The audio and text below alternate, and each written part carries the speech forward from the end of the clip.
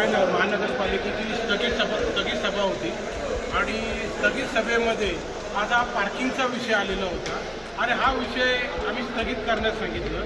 विषय जो होता की आमचे नगरसेवक लतीफभाई यांनी एक मांडणी करून दाखवली की हा 13 कोटी 20 लाख रुपयाचा जो पार्किंगचा विषय आलेला आहे याच्यामध्ये खरं जर बघितलं तर ही पार्किंग फक्त 3 कोटीच्या आतमध्ये व्हायला पाहिजे। म्हणजे 10 कोटी रुपयाचा डिफरन्स कोणासाठी खर्च करणार आहात तुम्ही, कुठे पैसे चालले ते, याच्यासाठी आम्ही सांगितलं हा विषय स्थगित ठेवा।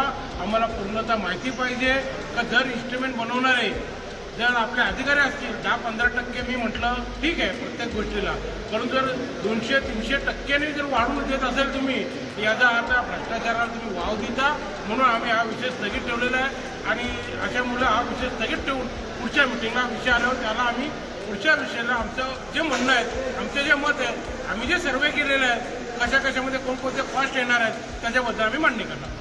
आपण जर पाहिलं अमरधाम स्मशानभूमीचा विषय होता, हा गॅसवर 2 स्मशानभूमी होती, त्यातली एक स्मशानभूमी बंद आहे, एकाची लिकीज म्हणून आहे आणि कोणी केली होती त्यावेळी रोटरी इंडस्ट्री त्यांनी ती केली होती आणि त्याला जवळजवळ 10 ते 15 वर्ष झालेले आहेत। याच्यासाठी 2 युनिट बदलायच्या होत्या, परंतु त्या 2 युनिट बदल करत असताना एक युनिटची किंमत जर आपण पाहिली फक्त 30 लाख रुपये, 30 लाख रुपयामध्ये एक युनिट बनला जातोय आणि असंच सेम त्यांनी आमचे नगरसेवक लतीफ आहेत त्यांनी जर सांगितलं की सेम कोलीवाड्यामध्ये गॅसची लाईन बसवलं 30 लाख रुपये खर्च झालेला आहे आणि तो रिलायन्स इंडस्ट्री करायला तयार आहे, तर इथं खर्च किती होणार दोनांचं 60 लाख रुपये आणि तुम्ही दाखवले किती 1,72 लाख रुपये।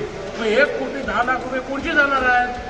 हे नागरिकांचे पैसे जाणार आहेत, टॅक्समध्ये भरतात त्या नागरिकांचे पैसे जाणार आहेत। म्हणून मी यांना विरोध दाखवला।